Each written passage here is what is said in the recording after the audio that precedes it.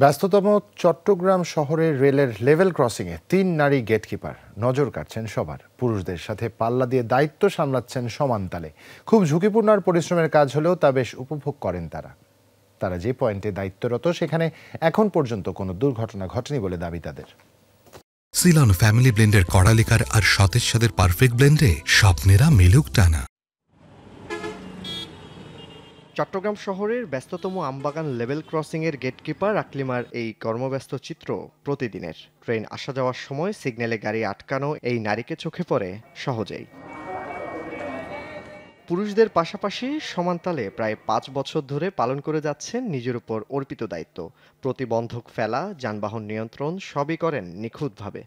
এখানে খুবই গাড়ি, রাস্তার যানবাহনও বেড়ে গেছে, ট্রেনও বেড়ে গেছে, এসব একজন সামাল দিতে খুবই কঠিন হয়। তারপরেও দায়িত্ব নিছি, দায়িত্ব পালন করতে হয়, করি। এই লেভেল ক্রসিংয়ে কর্মরত আছেন বকুল আফরোজা নামে আরও একজন নারী গেটকিপার। দুজন মিলে সামলান ব্যস্ততম এই পয়েন্ট।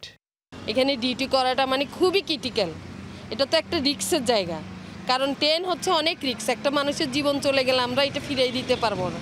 আমাদেরকে সব দিকে দেখে তারপরে ট্রেনটা পার করতে হয়। আকলিমা বকুলের মতো চট্টগ্রামের ১৬ শহর ২ নম্বর গেট লেভেল ক্রসিংয়ে আরেক নারী গেটকিপার শিল্পী। ঝুঁকিপূর্ণ ও শারীরিক পরিশ্রমের কাজটি দক্ষতার সাথে করছেন ৫ বছর ধরে। এটা একটা বিজি গেট, এখানে ২ জন করে ৬ জন লাগে। একটা বিজি গেট তো ২ জন করে লাগে এক টিপে। কেন এটা একটা বিজি গেট? আজকে আমি কেন যে কোনো জায়গায় যে কোনো মুহূর্তে একটা দুর্ঘটনা হতে পারে। চট্টগ্রামের রেল ক্রসিংয়ে একাধিকবার দুর্ঘটনা ঘটলেও তার একটিতেও দায়িত্বে ছিলেন না নারীরা। সর্বক্ষণ চোখ কান খোলা রাখা এবং নিষ্ঠা ও কর্তব্যপরায়ণতার কারণে এটি সম্ভব হচ্ছে বলছেন তারা। জোবায়েদ ইবনে শাহাদাত, যমুনা নিউজ, চট্টগ্রাম।